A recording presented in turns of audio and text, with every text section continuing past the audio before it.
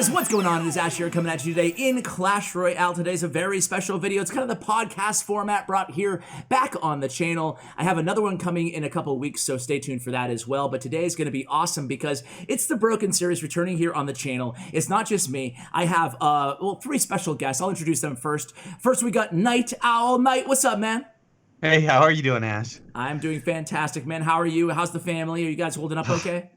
We're working through this. I have each kid out doing a separate job, earning money for the family during this series of COVID. Obviously not interacting with other people, but we're doing great. Okay, man. Good for you. Good for you. Say hi to the fam for me. Shane, how you doing, man? How's baby Noah? Yo, Noah's fine, dude. Happy to be here. Good, good. How are you doing? Are you holding up okay? Yeah, I'm mental great, check-in with all you guys, you know? Yeah, I'm fine, dude. Okay. And then OJ. We got OJ on the podcast today. What's up, OJ? Oh, nothing much. Just chilling at home. You know, nothing's really changed. I haven't left the house in 3 years, so I didn't even know there's a pandemic. Gamer life. Yeah. Yeah, dude. OJ, I know that you have like a team of editors though who work alongside you, and not just editors, like everything. You have like a whole like really cool. I'm very jealous of like the team that you have, and you need it putting out like all that well-produced content and stuff on your channel. How are they? Are you guys working remotely now? Or are you able to kind of isolate together, or how is that working for you guys? Oh, we're definitely all working remotely now. So I just send them the files, and we all have fiber internet, and we all get it within 5 minutes. Awesome. Nice. Man. Cool. Well, I'm glad that you guys are all hanging in there. Today, we're actually going to throw a curveball at my viewers, right? We are not going to be giving our balance ideas. We'll do that in a future video this season. But instead, we're going to be grading or rating your balance change ideas. You guys emailed me your voice memos to CLASHwithSHANE@gmail.com. I've selected 10 of them. And let's go ahead, guys. Are you ready to, are you guys going to be hard judges, you think? Or are you going to be easy on my subscribers? I think it depends more on the card, for sure. If it's a card that we love, then we're going to love it. If it's Ram Rider, then it's going to be a 0 out of 10. Dude, I was looking through 2,000 emails for a Ram Rider. Not one person. Unbelievable, right? Not one Ram Rider. Surprise. I am blown away. For those of you who are first time watching, NyteOwl hates the Ram Rider. Thinks she's too strong. But anyway, let's go ahead and let's sync up and listen to my very first viewer's idea. Yo, Ash, idea for a balance change? Take Battle Healer and replace her healing abilities with the ability to spawn hill spirits, sort of in the way a witch would. All right, so that was an interesting idea. There was a make the Battle Healer kind of spawn heal spirits. What do you guys think about that one? What do you grade that? I think like 7 out of 10 for like interestingness, but like for balance wise, I would give it like a 4 out of 10. I think it's a cool idea, but like I don't think spawning heal spirits fits with like the theme of the healer. Like it'd be cool for like a whole new card idea, like maybe like a heal golem has like 3 heal spirits on his back, they jump off, but like the battle healer, I don't know if it fits the theme of the card. That would be insanely dangerous. That's like an ice wizard spawning ice spirits constantly. Yeah, dude. In terms of balance, I'm going to be brutal with the 0 out of 10, but in terms of creativity, 10 out of 10. I would love to see that card in 7X Elixir. Dude, that'd be insane. Oh my God. I think the biggest problem with the battle healer just spawning spirits is she would be almost unstoppable at that point. So on the balance, I would go about 1 out of 10 as well, because the only way that you can stop battle healer is because she can't hit the ground troops or she can't reach a tower, so she's not re-healing herself. If she were constantly spawning those heal spirits, she would be unstoppable, and 10 out of 10, I would use her in my deck. But on the flip side, though, for balance wise, like one of the issues with Battle Healer right now is if they have like Eagle and Battle Healer, you know, E-Dragon push, it's hard to stop it because she's constantly healing everything. If you have a well-timed log, you know, for example, if she spawns a heal spirit, you log it immediately. She doesn't heal things up, making it hopefully a little bit easier to counter. So I don't know. Perhaps on that perspective, it might be easier to counter. I don't know, man. But I don't know. I don't know. I think that's wrong though too, because you can stop the battle healer behind the elixir golem and whatever else you got, because you can put air troops down and just kill her, because she's not going to be healing up the elixir golem or the E-Dragon continually. If she's spawning the spirit, she's still going to be able to do that after that one log goes through. She's going to still be able to launch more spirits and reheal herself. Imagine trying to kite her, and she's like, all these heal spirits are just dropping down and going both lanes and crap. Yeah. I guess it depends on like how fast they spawn and stuff like that. Like if it's one heal spirit for 30 seconds, you know, you're fine. That's true. It does depend on the spawn rate, but I'm gonna go ahead and I love my subscribers so much, guys. I'm only gonna say it once, but I'm gonna give it a 1 out of 10 as well, because guys, I think that could be even more annoying than the battle healer right now. I can only imagine these elixir golem pushes with E-drags and baby Ds and heal spirits spawning everywhere and just being like, what the hell is going on? Imagine it like the witch previously with like 4 death heal spirits plus spawning out like heal spirits around her. It's an interesting idea, but then again, like with all these ideas, it's going to come down to exactly how many heal spirits and the specifics. But anyway, let's go on to the next one there. So we're going to give that a failing grade. Love you, man, but failing grade on that one. Hey Ash, this is Mang. Cool idea to get audio clips from fans. Here are my quick thoughts on Clash Royale balance. Buff Fisherman back to its old hook stats, and then slightly nerf his health and damage to keep him from being as OP as he was in fall of 2019. It's too sad to have a legendary card be F tier. The minor nerf should have been on HP and not damage. The reason the card is used everywhere is because it's an instant tank in a pinch, not its tower chip damage. Rest in peace, B-Rad, while everyone else still uses it. Anyways, love your content, Ash. Keep it up. Mang. Can I just say one thing here, guys? I want that guy to read me a book. He did have a very soothing voice, huh? I was like... I found it very relaxing. I felt my eyes getting heavy listening to that one. Like, oh, man, come on, man. This is great. This is great, man. All right, but what do you think of his ideas, guys? He said he wasn't happy with the minor nerf. I haven't even noticed the minor nerf, honestly. Like, you know. I mean, like, I think minor's still a strong card. Like, he mentioned how the reason the minor is strong is because of its ability to be an instant tank versus chip damage, which, like, I think that's the role of the minor, is the ability to have a tank. So I don't think you want to remove that. I think the chip damage decrease was perfectly fine, and I think minor is in way more of a balanced position now than it was beforehand. I think it's the same thing, where that's exactly where it needs to be, because the main reasoning why they did that was because it is a tank, and in minor chip cycles, it was just getting so much value, and they wanted to reduce chip cycle as a win condition. More so because when you look at balances, you look at not only the statistics, but does it feel good to play against this deck? So they had to reduce chip cycle, because whenever the minor keeps coming 20 times over 6 minutes, that does not feel good. So I 100% understand where they're coming from, and it's more than just data on why they balance the minor. When the minor comes 20 times in 6 minutes. I agree. Exactly. NyteOwl? Oh my gosh. Are you serious? Are you serious? I can't. All right. Let's talk about the Fisherman. Fisherman. Let's shift to the OJ. I'm sorry. Let's shift over to the Fisherman. I think the Fisherman, he's dead on the Fisherman. I think they do need to revert it back to where he was prior to all the nerfs, because the Fisherman, let's be honest, it's probably the least used legendary right now, next to what should be the Ram Rider. The Fisherman just isn't very strong in the meta, and it can't be used because it's too weak at what it does. So I kind of like his idea of reverting the Fisherman back and reducing, did he say the HP, reducing the HP of the Fisherman? I think that's perfect. Yeah. So what do you grade this? What's that? What do you grade the let's just based on the Fisherman. Let's grade it. Let's grade. I think his Fisherman idea is 9 out of 10. Yeah, I agree. Shane says 9 out of 10. OJ, what do you feel about Fisherman? I agree with him. I can't give a number for that, but he's definitely in the right direction, and I do want to see the Fisherman back in. I agree too. Why is the Fisherman? He hit the nail on the head. It's like, dude, it does not feel very legendary. I feel like Fisherman needs a buff, and I'm curious, you guys. This one last thing on Fisherman is I give this Fisherman a 9 out of 10. Again, I'm not sure if what the stats would be if he even needs a nerf. But do you think that Fisherman, when he's really strong, is bad for the game or the meta? Like when he was at his strongest, do you think it was like oppressive? Do you think it was oppressive and just unhealthy for the game, or do you think it was just like we were overreacting to a new card being pretty strong? It's tough to say, because I feel like, your memory of like the past is always like clouded by judgment. But like, I feel like it wasn't that bad. But like, if you go back, 6 months to when the Fisherman was meta, I think everyone was crying for a nerf. So it's kind of like hard to say.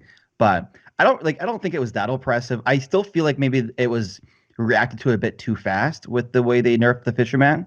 So I think, I don't know. The meta right now is all swarm based anyway, so I don't see the Fisherman being too like oppressive right now in the current meta if it is buffed. Okay. Sounds good. OJ, you did all those tech videos on him. What do you think about like Fisherman in general?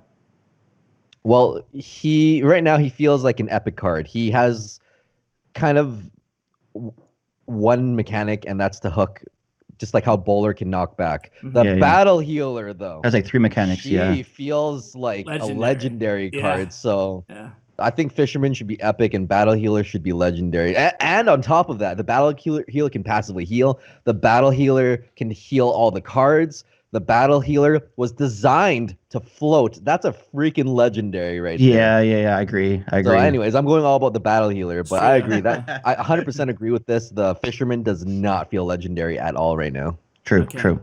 And Knight, you're on the same page there? Oh, 100%. I agree 100% with all that. Let's move on to the next one because we got 8 more to go here, guys. All right, Ash, how's it going? This is my idea for a rework of a certain card in Clash Royale that is very polarizing in the community. And obviously that's going to be the Expo. So the Expo is such an annoying card in my opinion. I think it provides too much defensive value, and when it does get that lock on your tower, then you're done. The whole game's over basically, unless you can just pull a miracle. Anyway, what I would like to see done to the Expo is that it is reduced to 5 elixir. So obviously that's going to come with stat decreases. So what I would like to see, hit point decrease. It doesn't have to be too significant. Damage decrease, same with the hit point. I don't care if it's too significant. And lastly, I really want to see a range decrease. So there's one main reason for this. So I want to see the 1 tile range decrease because it makes the opponent have to place it directly at the bridge.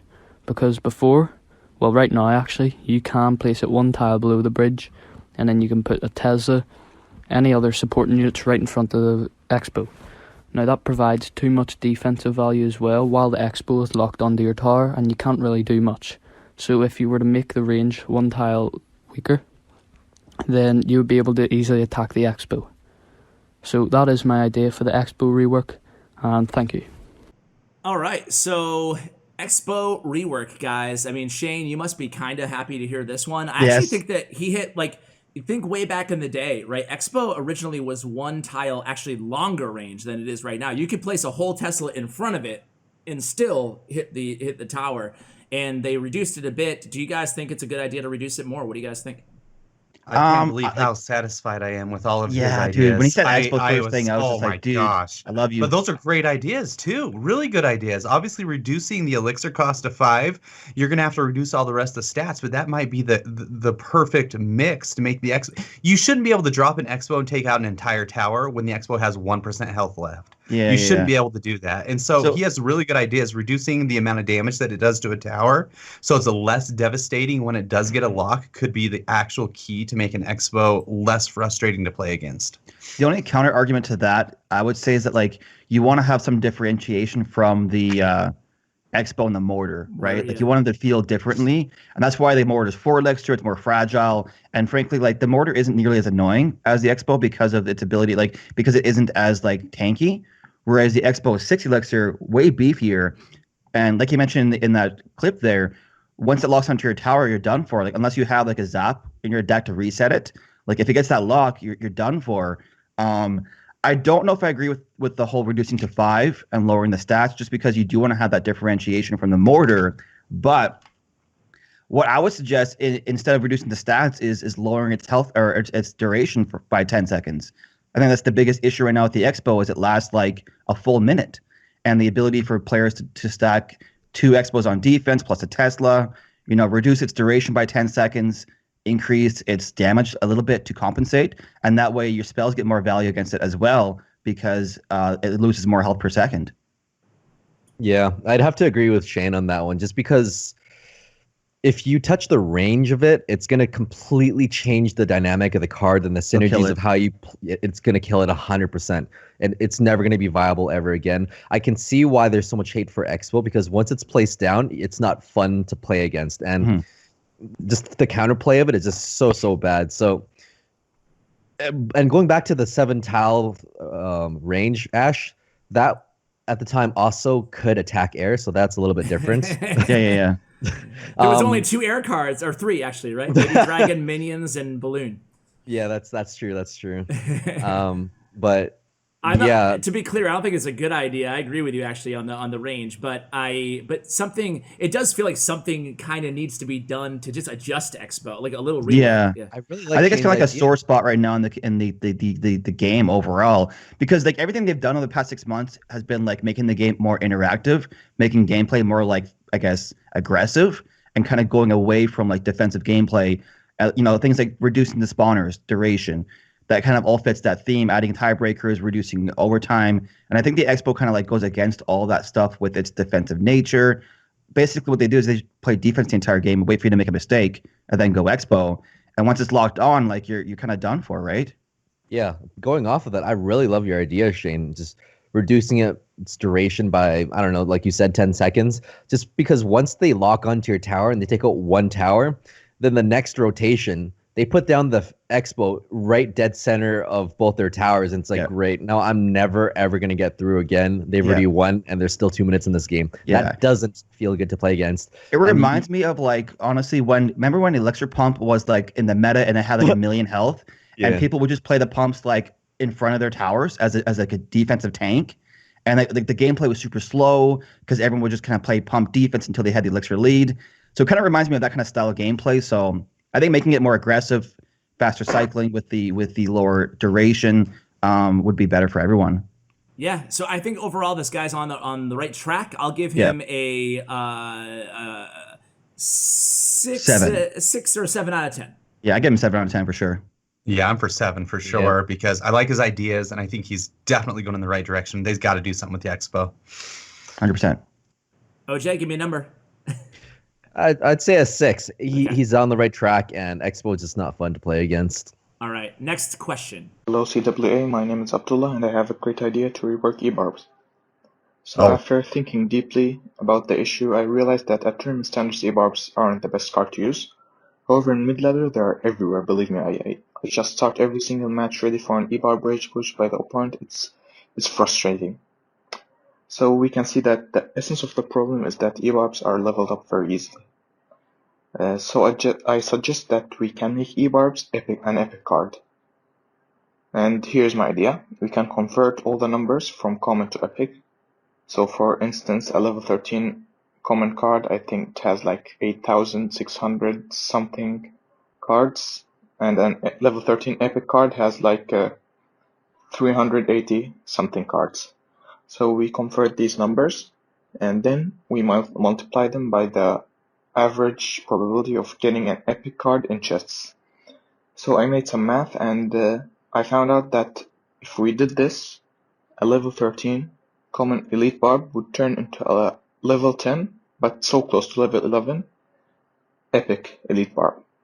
So this way it can be leveled up harder, so it can't be so frustrating in mid-ladder. You won't verse all the time level 13 ebarbs.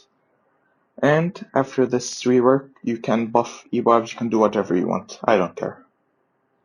So thank you very much for sharing my idea with the community, and I would love to shout out for my clan, I Got Witches.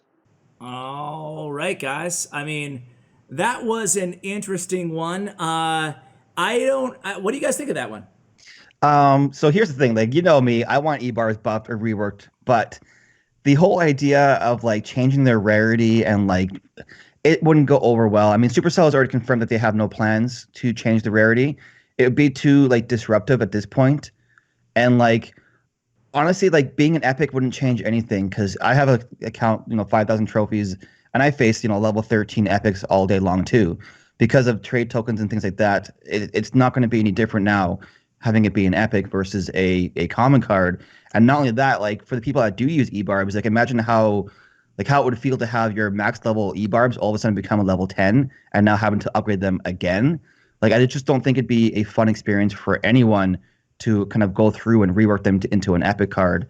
I think they just need an overall just rebalance, rework for the fundamental mechanics of the card altogether. I agree. I give him a 6 out of 10 because I feel like he's going in the right direction. I think the card desperately needs a rework of some sort, but I'm agree with you, Shane, that the changing the rarity of the card, that might have worked 2 years ago when it was introduced, when, the game was different then. There were no trade tokens. It was way more difficult to level up rares and epics. But now though, I don't think I don't think that is the solution anymore to change the rarity of a card. It's something they haven't done either yet, and I don't think they're going to start now. So who knows? But I'll give it a 6 because I do think the E-Barbs definitely need a rework, and kudos to him for kind of thinking outside the box a little bit. Knight, what do you think? Yeah, I'm gonna have to give him a 2 out of 10, unfortunately, because his idea was just doing the rarity switch, basically. That's true. And so, I mean, he really didn't have an idea. He said for buff the him at the end. He said buff him at the end. Yay, let's nerf him at the end. I mean, I just don't think. Yeah, just like you. I mean, you guys have said already, the rework is not going to be solved by switching the rarity by any means. It's going to need a lot more than that, and I don't even know what that is. So, okay, 2 out of 10. That's a 2. Shane, what did you give him? What was your score? I would give him a 3 out of 10. Like 3 and a 2. All right. Yeah, all right. Dude. Like Knight said, it's like his idea was to rework the rarity, which like I don't really agree with, but I do give him points for noticing that E-Barbs need to change. So yes, OJ. It's a very controversial topic, and around the 4 to 5,500 range, you're going to see a lot of Rage E-Barbs planted at the bridge, and those are a lot of Hail Mary moves that don't always work. Sometimes it results in a loss, sometimes it results in a win. So because of that, it's very polarizing to face them and make it seem like it appears strong when you have a bad starting hand, and you'll never see that in higher level play, regardless of the levels. So on top of that, the rarity calculations might have worked 3 years ago when epics were actually hard to get. But now if you were to unlock an epic card and a common card side by side, they'd be neck and neck in terms of levels. It'd be very, very similar because the economy is so balanced in 2020 now. Mm-hmm. And so because of that, I'm going to give him a 1. A 1? Ooh, okay. 1. All right. Sorry, man. All right, let's go to the next one. 3, 2, 1, go. Hi, Ash. My name is Maher. I'm from Lebanon. My kind of rework is for the giant skeleton, giving him a splash damage since he have big hands to kill more than one skeleton at a time, to do splash damage over barbarians. It will be fun and a unique feature for him after this 4 years of Clash Royale. Thank you so much, and I appreciate discussing it with your guests. And take care. Wow, he knew I was going to have guests. I love it. Wow, that was an interesting one because he has big hands, which he does, the big fella, give him a little splat, give him a little Mega Knight meets a giant skeleton. I'll go first on this one. I think it's a cool idea, actually. I think that if you were to really decrease his giant bomb damage, because you'd have to really nerf him in order to adjust for that, or increase his elixir or something dramatic. But I think it'd be cool to test. It's one of those things that you really don't know until you see it, until you try it. It might feel disgustingly OP or whatever. But he's not going to be leaping like the Mega Knight. He's still going to have his bombs, so still a lot of differential between him and the Mega Knight with a little bit of splash damage. I kind of like it because Giant Skeleton really kind of, even though he's kind of trying to poke his way into the meta, he does struggle with all the swarm out there. So I'll give it a 7 out of 10. I like the idea. What about you guys? Yeah, I'll give it I'll give it like a 6 out of 10. I like the idea. I think it's really cool. Love it. Okay, Knight? I love the practicality of his idea because he's actually looking at the card itself. Yeah. And big hands. Hey, he's got big hands, man. Because you should be able to kill 2 skeletons, bro. Come on, man. Yeah. It's true. It is true. Let's do this. I like the guy's idea. I'm going to give him an 8 out of 10 because of his originality of thinking about the way the card should work. Yeah, I want to increase my rating 8 out of 10 too. I like the idea. Okay, I want to go to 9. I'm a 9 now. Oh, you want up? Hey, wait. OJ? You can't go higher than 9 unless it's perfect, so. OJ? Juice? Yeah, for this, I really like that because when you see a card, the first impression should be you should know what it does just by looking at it. When you start off the game, you see archers, okay, they're range support. You look at a giant, that dude's beefy. He's kind of tanky. So the giant skeleton, I'm going to give him originality points 10/10 for that. It should look like it splashes because of his big hands. Yep. However, there are 2 factors to this. One, he's one of the best cards in 2v2, so it's kind of hard to balance this card. And number 2, I'm going to go back to the way that this feels on how you play. Because without swarm cards countering this card, this giant skeleton is almost always going to connect to your tower, and that doesn't feel good. In terms of game design, feeling good and emotions play a huge part in how you design a game and how you balance a game. So when you do something like this, when it connects to the tower, it does not feel good. And when it does not feel good, everyone gets pissed off, and it's just overall not a fun experience, and you don't even want to play the game. So there's a lot of considerations to this. I'm going to have to give it a 5 because the balances don't quite vibe with me on this one, but I love his originality. So the originality for that, 10 out of 10. Okay. What do you think if they were to, like Ash said, balance the bomb to compensate for the splash damage? Maybe the bomb wasn't like a one bomb destroys everything kind of bomb. You know, maybe they reduced the bomb's damage by half and give him splash damage, right? There's so many things. Yeah. There's so many things you could do with this card. Honestly, I love where it is right now. I'm a giant skeleton clone main, and I love it the way it is. Yeah, it's tough because like when you use the giant skeleton with that giant bomb, it feels cool, it feels fun. But like you said, if you're facing it and all of a sudden now it has splash damage and you can't stop it, like that isn't fun at all. So I agree with you there. All right, next card, guys. We all given our scores. So I think that like an 8, a 9, and a 5 or something like that. Yeah. All right, next one. Here we go. 3, 2, 1, go. What's up, Ash? I would like to see a small rework to the princess. All of my opponents on ladder on challenges who have princess in their deck treat it like a win condition. They simply put it at the bridge and get 1 or 2 guaranteed hits. This goes on during the whole battle and they get so much free damage. You cannot use a spell because they'll punish using swarms or goblin barrel and you cannot ignore it. So I would like to see a change where the deployment area for princess is limited up to 3 tiles from the bridge. That way you'll have enough time to counter it. And in return, I would like to see a small buff to her. Maybe a small increase in her hit speed will do. Thanks, and take care. All right. Wow, this guy's he's coming with some thunder here. The princess's card, no one ever mentions in terms of not being balanced. I think you know what? What's funny is like I was making my balance wish list the other day, and like actually had on there like a buff for the princess was one of my ideas. So like seeing this on there, like kind of like nerfing her, is a bit of a surprise to me. Like I understand she can be frustrating in like log bait decks, but at the same time, like she isn't overall like too oppressive or too strong of a card. And I feel like his idea of reducing her ability to only deploy 3 tiles away from the bridge, like you can't really start creating these special rules for each individual card because like now all of a sudden you have to like memorize all these individual rules for each card, and it just really makes things complicated for the game. So I don't really like the idea of that. So I'm gonna rate this whole overall idea a 2 out of 10. Okay, OJ. I'm kind of with Shane here, where if you introduce too many mechanics into this, you're going to start getting really confused. There's already 98 cards in this game, and just more mechanics is very confusing. I personally felt like she was in a very good place to start with, just because this isn't 2016 Princess where it felt bad to play against. It felt so bad to play against the Princess that they balanced her to die to arrows, and then that still wasn't enough. And they invented a card to kill the Princess. They brought the log just to kill the princess. And that was literally the intent of the log at the time, because she was so toxic to the meta. It just felt so bad when you couldn't do anything and they were stacking like 10 princesses and the only thing you could do was fireball for a negative elixir trade. So I'm going to have to go with a 2 out of 10 for this as well. Knight?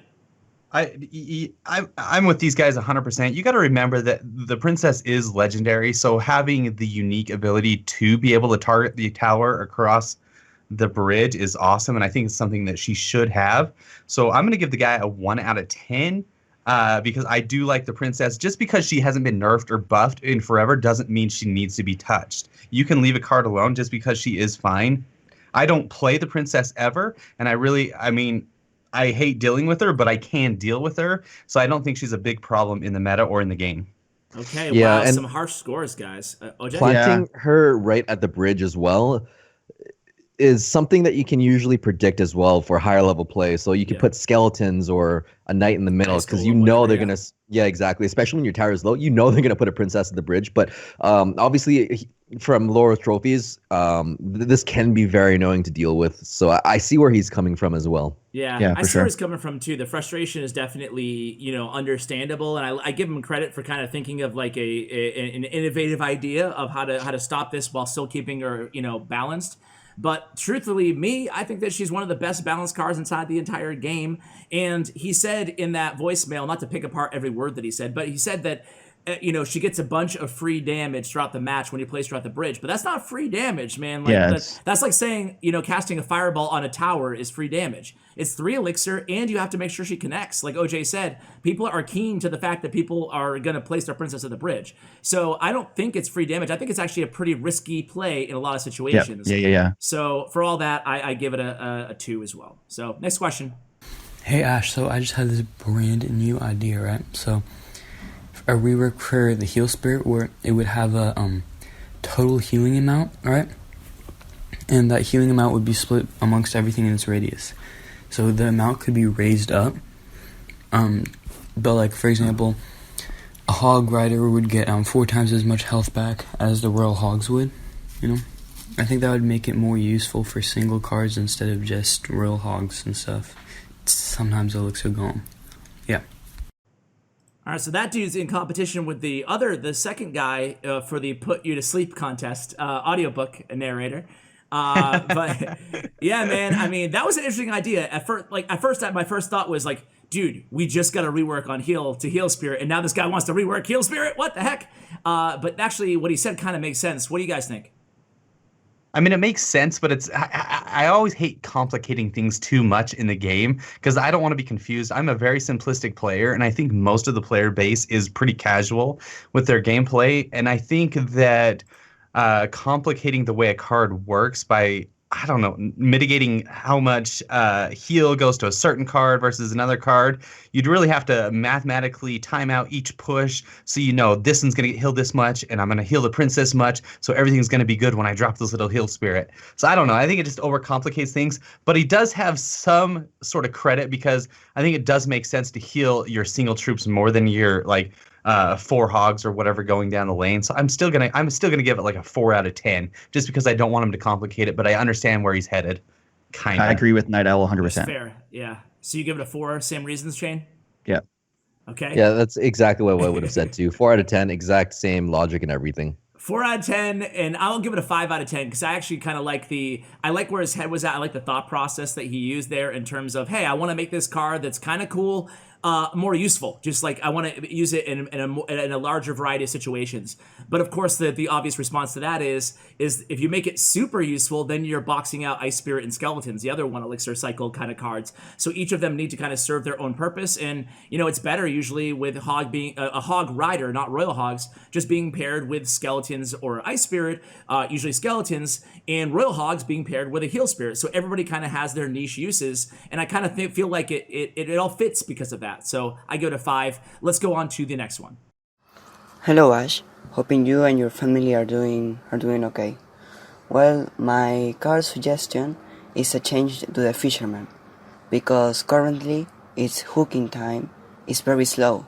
It's like, oh, you see a giant, you have to, when you're doing an attack, you have to replant it, and it just takes a lot of time for it to work.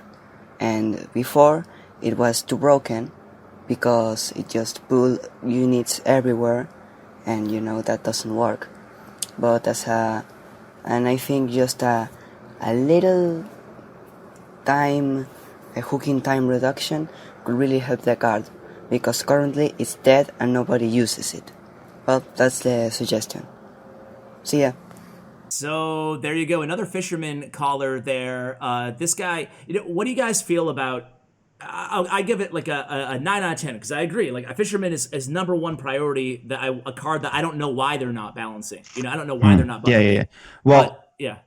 I was gonna say that the reason they haven't buffed it yet is because I think this was confirmed on Reddit that there's a few bugs with the Fisherman right now, and they have plans to buff it, but they want to fix the bugs first, because they don't want people like everyone starting to use it all of a sudden and experiencing those bugs. So kind of keep it out of the meta right now. That makes sense. Fix the bugs first and then buff it. But I believe it is on their radar for buffing for sure. Do we know what these bugs are? I know one, for example, is it freezes in touchdown. You use it in touchdown and then it just stops altogether, does touchdown, nothing. What's that? What's touchdown? The 3rd greatest mode in the game. But no, I give this guy like you said, I want to give him a 10 out of 10. 9 for the idea of buffing the card, and 1+1 for wishing your family well. So I like that. So I'll give him an 11 then. There we go. Nice. There you go. Knight. Yeah, I agree. I mean, Fisherman needs to have something done with it. It's a legendary card. Let's take care of that little bugger. Yeah. I mean, how do you guys juxtapose his range, his hook range versus his hook speed? OJ, which is more important to the Fisherman? They both have completely different variables that affect it in unpredictable ways. I can't give you a definitive answer, but it feels speed. Doesn't it feel like speed's more important? Yeah. Well, speed feels clunky. Like when it's slow, it just feels awkward. It's awful. Right? Yeah, speed. I agree. I think speed's way more important. I've quit playing the Fisherman even in just for fun, just because of the speed. I hate how long it takes to actually catch anything on the map and pull it back to it, because it's just frustrating for me to play with. So I think speed's way more important right now. Especially when he just keeps spinning that anchor and then a skeleton dies and he's spinning again and he just starts spinning for like anchor spin one more time. Yeah. My thing is this though, guys. Like, think about if the Fisherman was viable. Think about, like, he is, even though he can be annoying himself, but he's a great answer to a lot of annoying cards, right? Like pulling, well, I guess it doesn't work against Elixir. I was gonna say Elixir Golem, but I guess all the blobs would just overwhelm the poor Fisherman unless he was super fast. But even against like Mega Knights and stuff like that, like he can be a game changer against annoying kind of beat downy type decks. It's just a matter of like getting him right, and maybe I started by saying that he would be great for the anti-meta, but now the more that I think about it, it's like Royal Hog's Skeleton Barrel, like he would be crappy, against the meta, but even if time, he was, if you buffed his speed and like, for example, people hate Battle Healer Eagle right now. What if it was faster to respond and was able to pull that healer away from the push and give you a chance to destroy it, right? It's just too slow right now. So who knows? Yeah. Maybe buffing it could provide a good counter for the current meta right now. Yeah. Any other thoughts on Fisherman, guys? All right. We said a lot about Fisherman. Let's move on to the next question or idea. 3, 2, 1, go. Hey, Ash. I'm wondering, do you think Inferno Tower is balanced right now, or do you think it needs a buff or nerf? Tell me what you think. Well, he wins the award for the fastest idea or suggestion. I like it. To the point. Right? I like it. 10 points? Yeah. No, I think I don't know, Ben. We've had metas with Inferno Tower being super strong beforehand, and it usually feels pretty oppressive.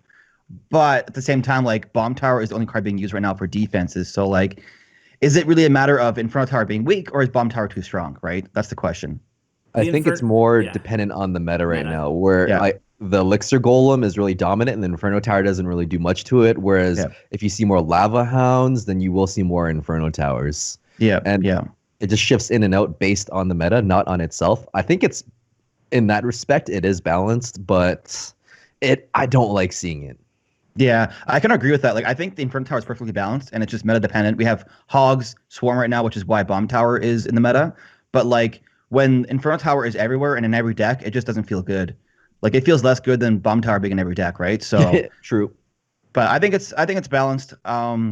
He didn't really give an idea to rate there. He was just kind of asking a question. So I'm just gonna give it 5 out of 10, I guess. But like, I give his question a 10 out of 10. Yeah, I give his question. Yeah, exactly. I'm gonna give the guy a 10 out of 10 too, because he's so confused because it's completely balanced. He doesn't know. Hey, Ash, do I need to nerf it or do I need to buff it? He doesn't know either. So maybe I'm biased, fellas. I'm gonna buck the trend here of you three, and I'm gonna say that it's a little underpowered actually, and maybe I'm biased with the Inferno Tower tattoo and the best emote in the game. But let's be honest. Inferno Tower costs 5 elixir, and I think that you can make a case that even if the meta was better suited for Inferno Tower, that Tesla outshines it at 4 elixir in a lot of different situations, So I do think that it's not a terrible card. I don't think it's like one of the worst cards in the game or anything like that, and I think that it's probably better than Cannon, except for 2.6, or it's right maybe on the same level on that bottom rung of defensive buildings with Cannon. However, I just don't think, I think with all the resets going around, they keep adding more and more cards that reset things like Electro Dragon and whatever. And God, if they buff Zappies and another weapon, Ewiz, and you can go on, Zap, Lightning, etc. I just think that the Inferno Tower has seen its better days, and maybe that's a good thing. I don't know. I'm not calling for a buff. I'm just saying that I do think it's on the weaker side, despite even the meta not being, best for it as well. So I'll give the guy a 10 for a great question. All right. Any other thoughts on Inferno Tower, guys? No. All right, here we go. Last question. 3, 2, 1, go. Hey Ash, so I'd like to talk about the e-barbs. I think they are just a bit, I don't know, they're not worth 6 Alexa. I think they should have a rework or possibly a nerf or a buff in a way to change the card so that it's just like less bridge spam and like just pace, just aggressive barbarians, just like, I don't know, I just find it a bit annoying. So I hope it would be good in the future to see like maybe just some kind of rework with the e-barbs. So I'm going to chime in first for this, and I don't think anyone realizes this, but when I was talking to the game developers in 2016, the way they designed this card was because back then it cost a lot of money to max out your account, and they wanted to give back to the community. So this was one of the first cards designed as a common intentionally as a win condition. So it's because of that it kind of it's in this weird place right now. But I like his question because Seth did say multiple times on Reddit that he is reworking this somehow. I don't remember did any of you guys know what he said he might experiment with on Reddit? I think he threw out a few ideas, but he never really said concretely like they were testing this one or that one. But he's on the right track. I like his question. 10 out of 10. I like his idea. When he first started saying e-barbs and then buff them, I was like waiting for him to say like give him splash damage and a shield, but like he didn't say that. So, but I like his idea. You know, the issue with e-barbs I think is like they don't feel good to play against and they don't feel good to use. They just need a complete 100% top to bottom rework. I mentioned this previously, but like what if they had a charge time? Like they started out running slow and then they charged up to run faster, because it would keep a little bit of that bridge spam element, but at the same time also give your opponent a little bit more time to respond when they're spammed at the bridge. So what do you guys think? I like that. Like they start out like in a goblin cage type thing. Oh no, a charge, like a prince charge. Ram Rider. Yeah, like they start running slowly and then they run faster after like 3 tiles, right? Could try it out. It's interesting to hear that, like, I remember that, OJ, when they were added to the game. Like, you're right. Like, that was a very benevolent thing of Supercell at the time, you know? And then it was like Royal Giant E-Barbs everywhere, the 2 common win conditions, you know? So it's weird to see them now just as like a trash card in the game. Like, they're awful. So I don't know. We talked about this a lot here on the channel. So, and this is the second time, but like, I would say 80% of the voicemails I'm getting are about Fire Spirits, E-Barbs, Fisherman. I think there's like a few cards that everybody has strong opinions on, so I wanted to include a couple different ones on e-barbs here. But yeah, guys, I don't know what the answer is, but I like the idea to at least test making them charge, I guess. Yeah. Just something. I feel like e-barbs are one of those, like, it's a cool card. I know people don't think so, but like, I think if they were to rework it, it would get the community excited to see what the rework is. Yeah. So I look forward to a potential rework for e-barbs. Like, I think that one direction to go too in this card is like make them more viable when split. I just don't know how you do it, you know? But like give them a way other than spam together at the bridge, you know, to be played, you know? And I think the question is with e-barbs is what does Supercell want them to be, right? And we said that before, but no one knows. Are they supposed to be tank killers? Because if not, if they are, they suck. I mean, you're way better off with a 4 elixir mini P.E.K.K.A. in your deck, you know? Yeah. Are they supposed to be, you know, a bridge spam unit? If so, they're not fast enough. They don't have a dash like a bandit. They're easy to respond to in kite. So what are they supposed to be? And that's what I feel like whatever the balance change is, whatever the rework is, needs to just give them a way more defined role. So that's so true. Just figure out what you want them to be, then, you know, rework them that way for sure. But I'm going to give this guy like an 8 out of 10 just for saying like buff e-barbs. Any final thoughts on e-barbs or anything else? Yeah, I agree with all that's been said. I mean, they need something done with them, but I mean, I don't know what the right answer is. Maybe you inherently give them rage to start out with and increase their elixir cost. Because, I mean, for the most part, everybody that is using them at the bridge is going to drop some rage on them as well. So you might as well just give it to them to start with and let them fly, you know? Yeah. And then you know what you're going to deal with, you know what you're going to get, and call it a day. A reverse lumberjack. I love it. I'm going to end this video, guys, because it's already been super, super long. I hope my viewers have enjoyed it. And thank you so much to everybody sending in these hotline, these calls. It's really, really cool of you guys to do so. I've gotten over 3,000 or almost 3,000 emails, so I have not listened to, you know, even a tenth of them. So if I didn't play yours, not because I didn't like it, it's because I haven't listened to them all yet. But one final note, lightning round, guys. If you could rework one card in 10 seconds or less, give me your rework. I'll start so you guys can think. I want Mirror reworked. I don't know what the rework would be, but I just want to see a really cool mirror card in the game. I want Expo reworked. Less duration, more damage. Okay. I'll mirror your mirror rework. I think they just need to make it even elixir, even just like it's been said multiple times on your channel. So. Okay. OJ? I like the mirror too much. It's too fun in certain challenges, mirror challenges where you can mass spam healers. I don't know. I like everything. I might have to go with the E-barbs just because they're in such a weird place. Yeah. I love it, man. I love it. Well, guys, thank you so much for coming on the channel. I really enjoyed this video. I hope everybody else did as well. Guys, check out CLASHwithSHANE, NyteOwl, and the Great Orange Juice. All of their channels will be listed in the show notes below, along with all of their social medias. Use their creator codes. Show these guys some love on their channels as well. And guys, thanks for coming on. Appreciate it. Thanks for having me.